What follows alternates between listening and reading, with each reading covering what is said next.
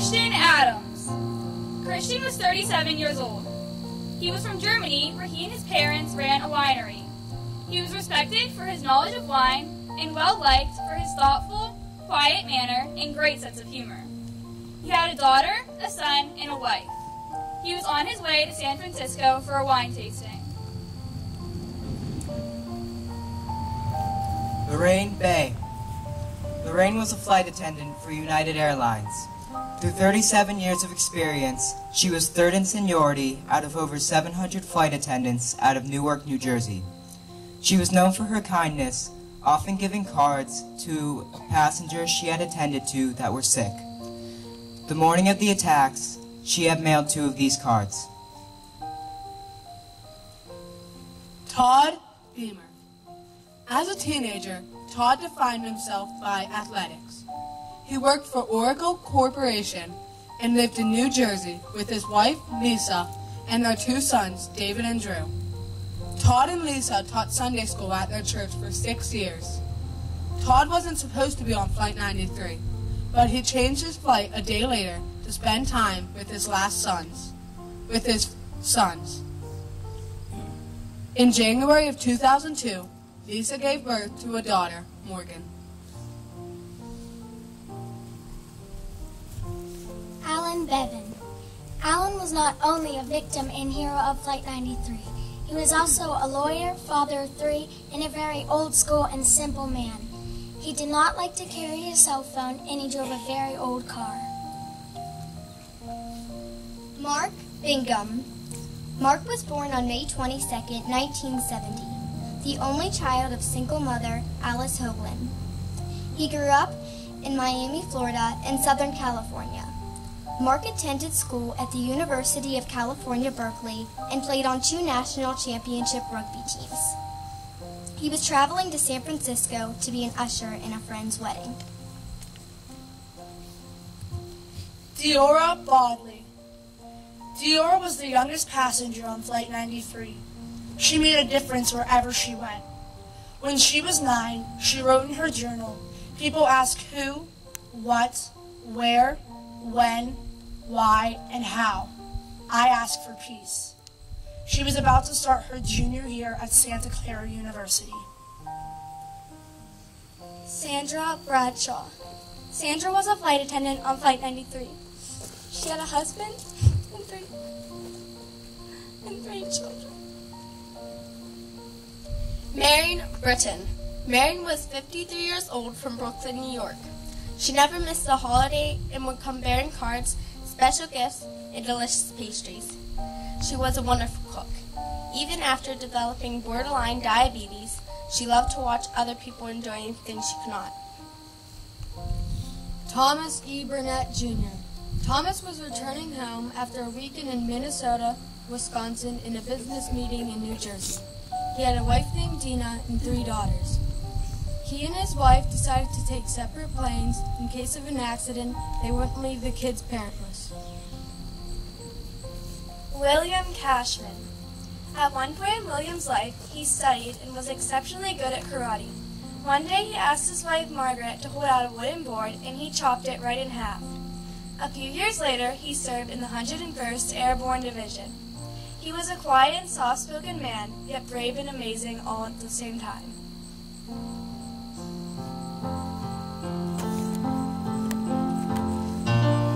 Be afraid, I am with you.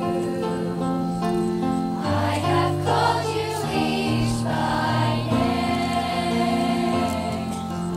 Come and follow me. I will bring you home. I love you and you are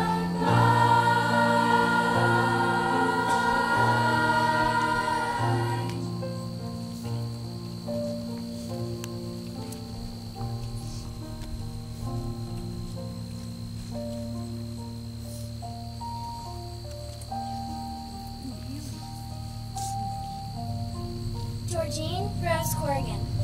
Georgine was a hardworking lady who held 2 jobs, a bank job and a paid babysitter at a Hilton hotel. She was also very talented. She drew silhouettes, designed logos, and painted Hawaiian flowers on Christmas ornaments. She eventually owned her own antique shop, which sold early purchases from the 1900s that had stuff to do with roses because of her middle name, Rose. She was going back to her hometown, Honolulu, Hawaii, from an antique selling in New Jersey. Patricia Cushing. Patricia was traveling on vacation with her sister-in-law, Jane Folger, on September 11, 2001. Patricia always put others ahead of herself. According to her family, she kept a tidy home, was famous for her meatloaf, and never had anything bad to say about anyone.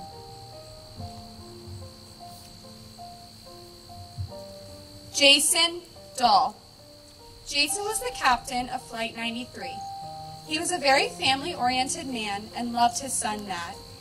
When Matt had reached the height of 6 feet tall, Jason was very proud because he had said that Matt had broken the Dahl height barrier. His world revolved around flying and family. Joseph DeLuca. Joe was born and raised in New Jersey.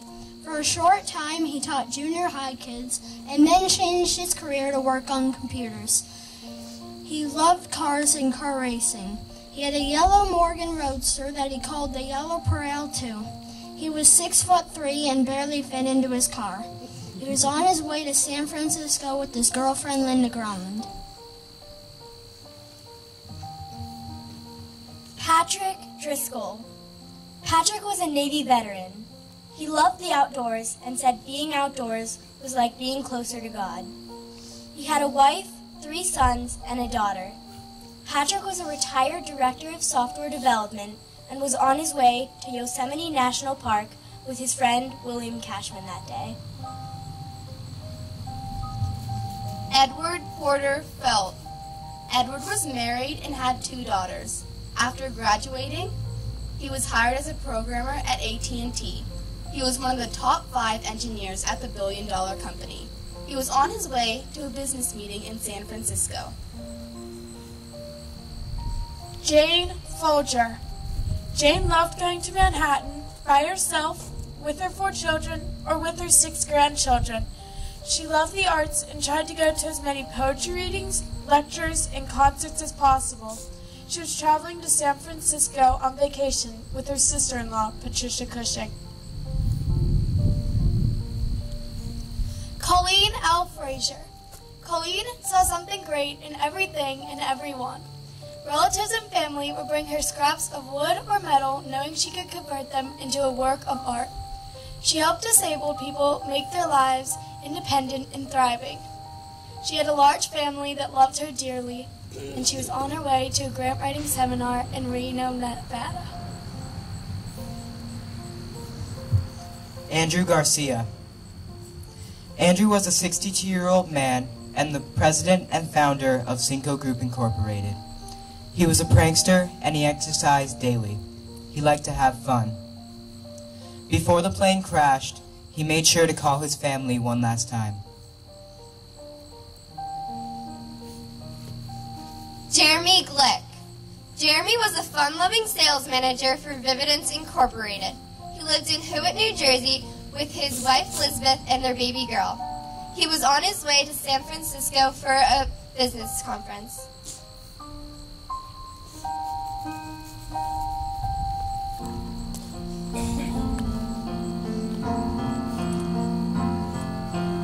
Do not be afraid, I am with you. I have called you each thy name. Come and follow me, I will bring you home. I love you and you are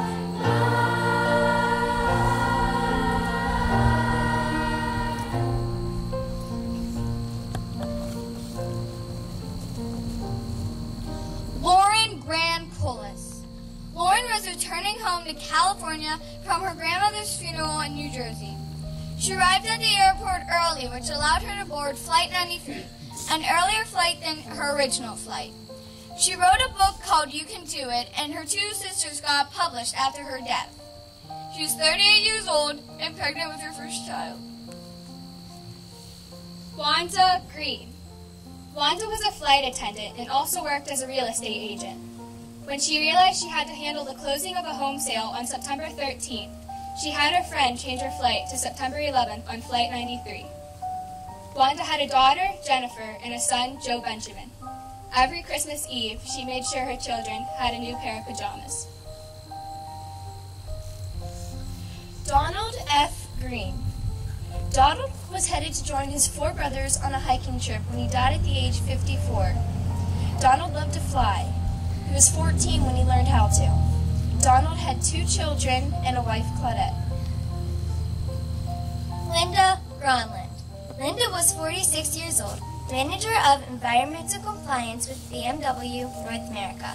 She had many interests, including scuba diving, gardening, and a brown belt in karate.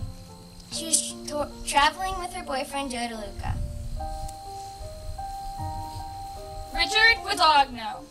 Richard was 38 years old. His hobbies included cooking, planting, music, astronomy, and photography. He worked for the U.S. Fish and Wildlife Service. He lived in California with his beloved German Shepherd, Raven. He was on his way home from celebrating his grandmother's 100th birthday. Leroy Homer Jr. Leroy was the first officer on Flight 93. He grew up in Long Island and always dreamed of flying. As a child, he assembled model planes in his free time. He served in the Gulf War and joined United Airlines in 1995. He then married his wife Melody in 1998, and their first child arrived just 2 years later. Toshiya Kuge. Toshiya grew up in Toyonaka City in Japan. He was a sophomore in the School of Science and Engineering at Waseda University. He was 20 years old. Toshiya was returning home after visiting colleges and vacationing in the U.S. and Canada. He always wanted to be friends with people and to study in the U.S. Cece Lyles. Cece was a patrol officer and detective for 6 years. She was respected for her willingness to tackle fleeing criminals. She was then promoted to sergeant. On October 11, 2000, Cece walked away from police work to fulfill her lifelong dream of becoming a flight attendant. Hilda Marson. Hilda Marson was born in Germany. When she was 8 years old, she moved to the United States to grow up to be a teacher's aide for kids who were abused and children who came from drug-addicted families. On the morning of Flight 93, she was heading to California to her younger daughter. Valeska Martinez. Valeska was on her way to a computer operations conference in San Francisco with her coworker, Marion Britton. She lived in Jersey City, New Jersey. Valeska is survived by her parents, Irma and Juan Martinez, her brothers, Ronaldo and Juan Jr. Martinez, and her sister, Lourdes Lebron.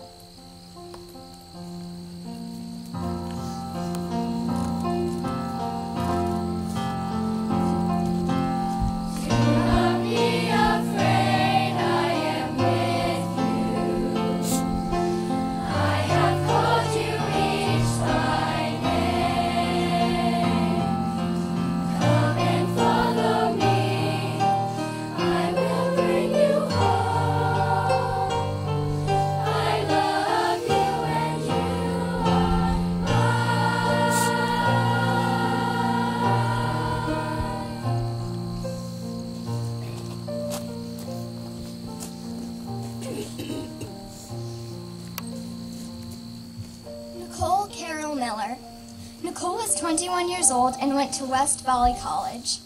She was returning home after vacationing in New York and New Jersey with her boyfriend, Ryan Brown. She had a smile that could light up an entire room. Louis J. Nackey II. Louis was newly married and had a house under construction. He'd always loved fast cars and good wine. He was a real family man to the people who knew him as Joey. On September 11th, Louis was on a last-minute business trip. Ronald A. Peterson, Jean Peterson, the only married couple on Flight 93. They weren't supposed to be on that flight, but they got to the airport early and took the less crowded one. They worked as church and community volunteers. They were headed to Yosemite National Park for an annual family trip.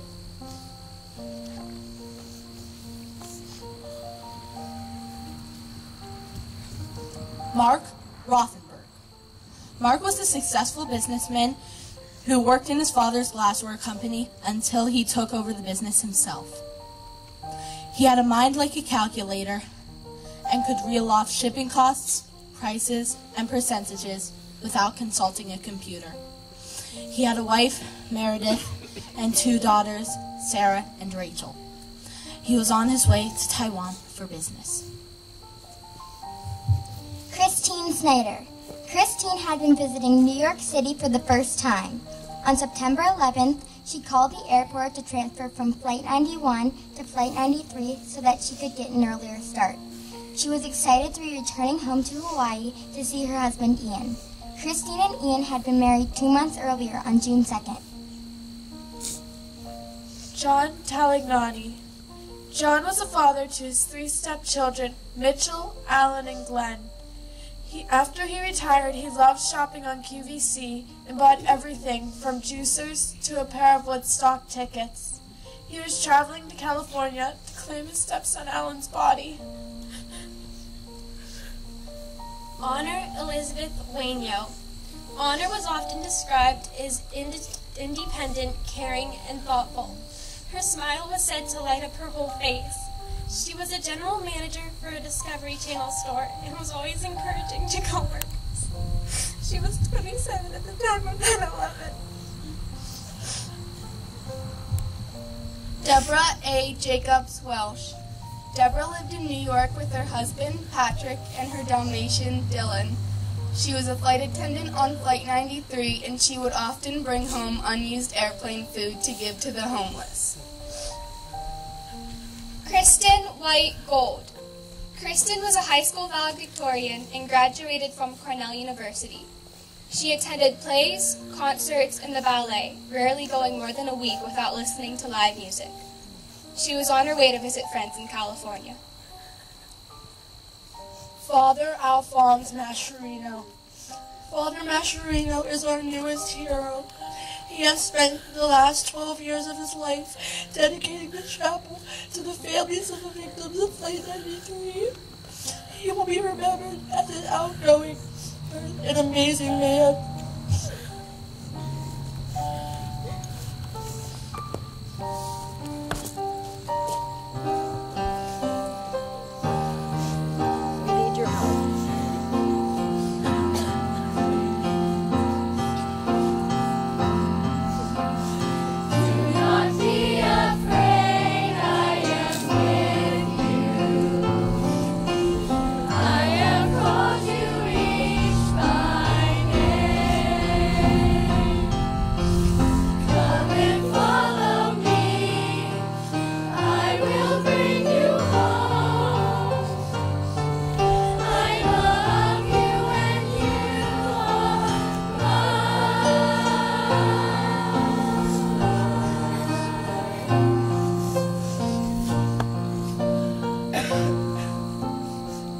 Very special children, very special. Each child is given a name or 2 names of a hero, and they really research. What they said here is in their own words, and I'm very, very proud of them. You can see how the families, as Mrs. Bradshaw could tell you, they want us to remember.